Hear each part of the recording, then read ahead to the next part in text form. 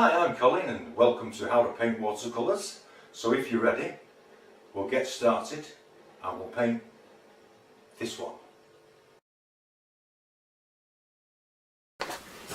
Hello, welcome back to How to Paint Watercolours with me, Colin.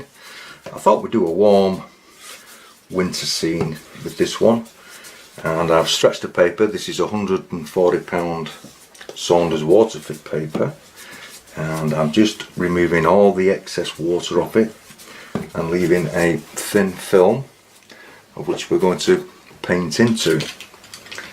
So I'm just going to take a smaller brush for this one, and I just want some cadmium yellow. I've got the board laying flat, and I'm just going to bring this across here, some areoling, strengthen up the cadmium yellow. Careful with this colour, it is very strong. And then just across the mountains I want to introduce some Naples yellow. Then as we move into the sky, we'll move on to a bigger brush. This is raw sienna and cadmium red. I'm just going to pull this into the yellow, bringing it all together. This is a stronger version of the raw sienna and cadmium red. This can go in at the top, just getting it on at the moment. Dropping some Naples yellow in here and there. All the colours help together, and just here and there a couple of streaks of cadmium orange.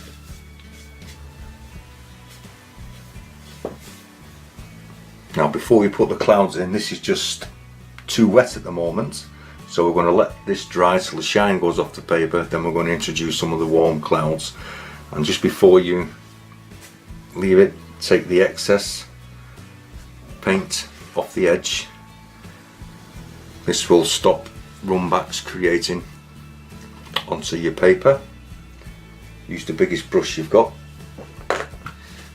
so the edges are clean and all the excess moisture is taken away. So we're going to leave this just to settle for about maybe 5 minutes, 10 minutes, and then we'll be back. Okay, now it's at about 5 or 10 minutes to dry.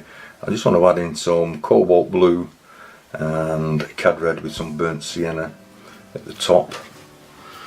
And I want this to stay relatively weak, so I'm actually just going to work it in and just disturb the paint underneath. So I don't want this too strong, as we're going to be moving some stronger clouds in. I'm a little bit further down. All this will soften in, and this is a same mixture again, but mixed to the blue side. And as it mixes with the other colours slightly, you'll get different variations in the colour.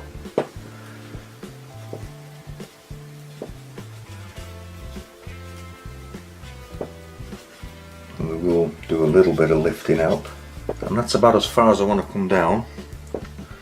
Maybe just a little stronger here and there. It will dry lighter, you must remember. Something nice and dark, just to add the contrast, but not too stormy looking. And with a smaller brush, we're just going to bring in some smaller clouds along here, but I don't want them to be too big. Also remember to take the excess paint away.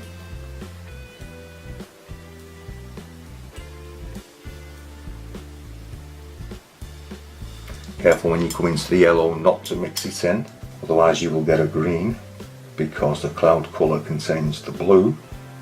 This one here will be mostly hidden. I'm just wetting a mop brush, and I'm just drying it out so it's only just damp, and I want to remove some paint.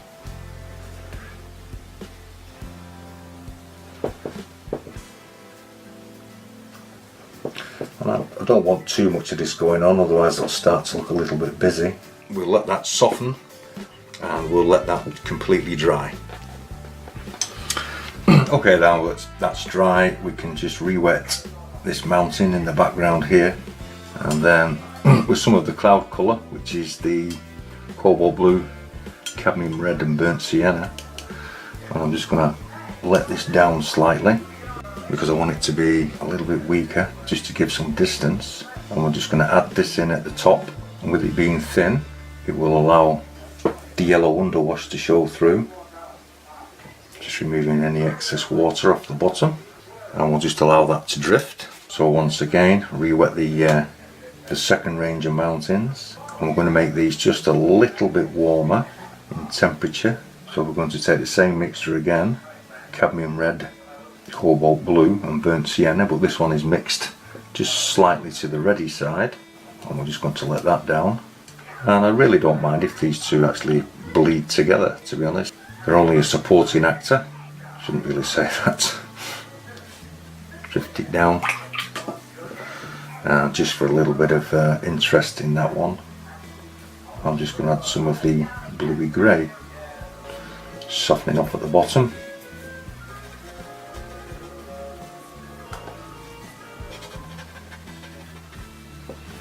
Just remove some paint from here. This is where the trees are going to be. It will hide all this, but I'm just making it just a little bit cleaner. Now that the background hills and mountains are dry, we can turn our attention to the background trees, and once again I'm just re-wetting the area just to create some misty trees, and then straight into that cobalt blue, cadmium red and burnt sienna, which is basically the same colour as the sky, and we're just going to see how strong this is. Okay, I think that will do. And as it hits the water, it will fade away or fade out. Don't make them all the same size. You really want some variation. I'm just using a flat brush for this. I normally use a round brush, but I thought I'd have a change. I'd like to take this opportunity to thank all my subscribers, our little band. I'm very grateful to you. And I'm just gonna take these up here. This is some phthalo green and crimson with some burnt umber, and I just want to drop some of this in just to tell you that there's going to be a change of colour. It's all powerful, that phthalo green. I can't even kill it with the crimson. I'll have to have another look at that, but I'm just adding some in just for variation, just to strengthen it up in places. And I just want to take some pure cobalt blue where the roof is, and it's a bit strong, and then with the reddy browny colour of it, I just want to, where these logs are, pull some across. This is your cloud colour, and where it meets the ground, if you soften off the edge, it will attach the cabin to the ground for you. But I also want to drop in some of the cadmium yellow. This may seem like a strange combination, but there's yellow in the sky, so I just want to add a bit of yellow into the cabin. Once again with a clean brush, soften these two together.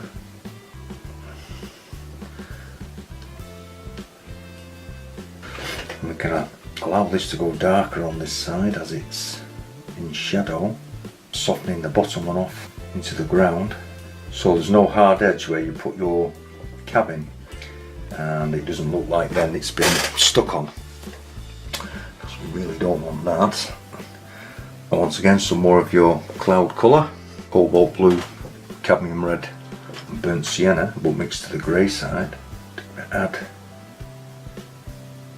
some of this in here, some of that underneath the eave, just to throw some shadow. Some cadmium yellow in here, the cloud colour, and then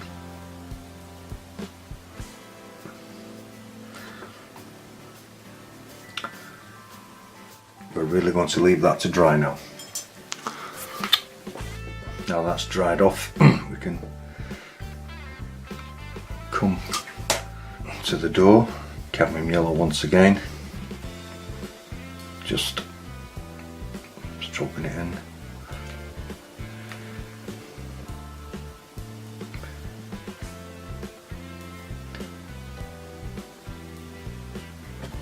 This is just a very, very darker colour, and I'm just going to add this to the top of the door, underneath the eave, just a little bit of shadow there. Back to the phthalo green, crimson and burnt sienna. I've mixed two versions of this. I want to leave some of that cobalt blue showing.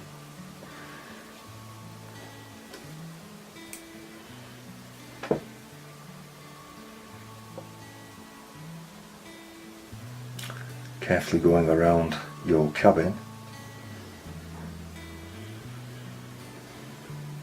and with the roof of your cabin with snow on it being lighter than the background tree, this will help to push and bring this forward and helps to make it stand out. And with a darker version of that colour now,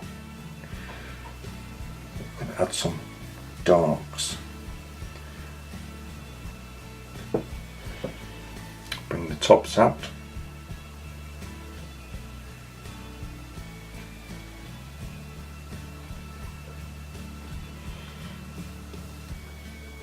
Just to really make this cabin stand out. And as you come over the yellow of the sky, it helps the tree to stand out. Next, we're just going to wet the foreground area where this path is. Like that. This side as well. And I'm going to lie the board flat for this. Okay, so both sides of the path is wet, and I'm just watering down some very weak cobalt blue, and I'm just going to start at the edge and pull back.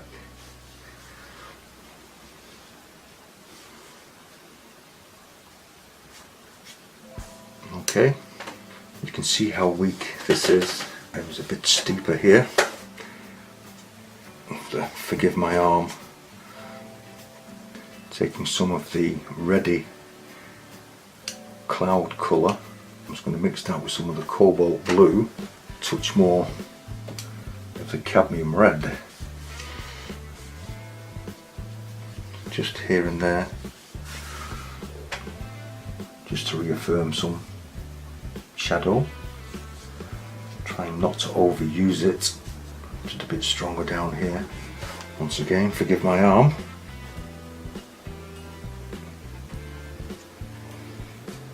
Remember to leave white patches for where some snow is. This is just the shadow of the snow going in. Alright, at this moment we have to leave that to dry for a moment or two. Now that it's all drying, the snow, I'm just re-wetting the whole of the path area very quickly, just working it a little bit into the paper, whilst I'm just waiting for this just to sink into the paper a little bit.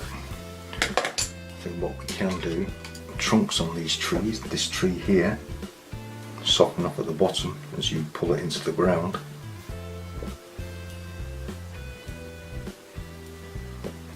For some shadow, come back to your path, and with some of your cloud colour, the cobalt blue, cad red and burnt sienna, we can just shape in some sort of snowy areas, just darkening it up on the near side, just creating the middle furrow all the way up, just softening off some of the edges.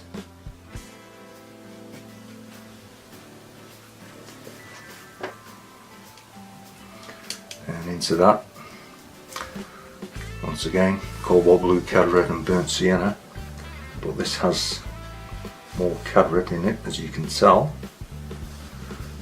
just pulling one or two, just emphasising it a little bit where shadows are. Burnt sienna, a tiny bit of indigo with a tiny bit of crimson, and we're just going to put this tree trunk in here. Then with the darker mixture of that same mixture, but this has more indigo and crimson in it. Then with the damp brush, once again, soften this into the ground. You can add a little bit more paint just to give the indication of some roots. Soften it all in. Sort of do the same to this one. These will be dead evergreens, lived a long life and finally passed away. Once again, some of the dark mixture just down one side.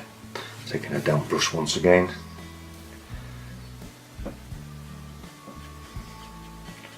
softening this into the ground. Then with my rigger brush, bring this tree out up here, not necessarily in a straight line. Some of them did grow crooked, so it might help if you do have a shaky hand, or if it helps, you could even turn the board upside down. Then once you have that, you can begin to pull some sort of dead branches out. I'll do a few just to let you see what I'm doing, but as this will take you about 10 minutes, I'll turn the camera off and we'll join you in about 10 minutes. Just do this all the way down to about here. You know, don't go too wild. Same with this one, do that one down to about here as well. Welcome back. Hopefully you've got your dead trees looking like this, and what I just want to do now with the cobalt blue, cadmium red and burnt sienna is I want to add some grasses. I think just sticking out, if it's dry enough to allow me to do that. If not, we'll have to come back and do it. Don't have them all growing the same way. Even mix up a bit of different colours. I think the path is going to have to dry a little bit, but I think we can bring some around here. I don't want to do too much of this. And then once again with your damp brush, soften this into the grass, sorry, into the snow.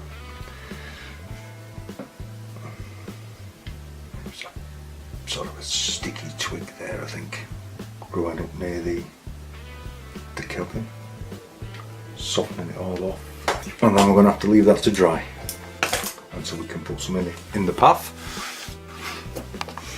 Okay, it seems to have dried out enough now. We can move into the area of where the path is, and I'm just going to bring a few grasses into this as well, but I don't want it to overtake the main feature.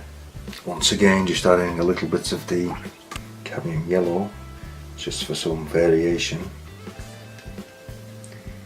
and I think we're going to call that one a day. This is the best bit. This is where you get to sign it and then put a mount round and frame it. I hope you've enjoyed this video. If you have, please click the like button and subscribe. Subscription costs you nothing, and all subscribers are welcome. And if you'd like to see further videos that I have made, you can click the link in the description box and that will take them right to you. I hope you've enjoyed this video. Thank you very much for watching.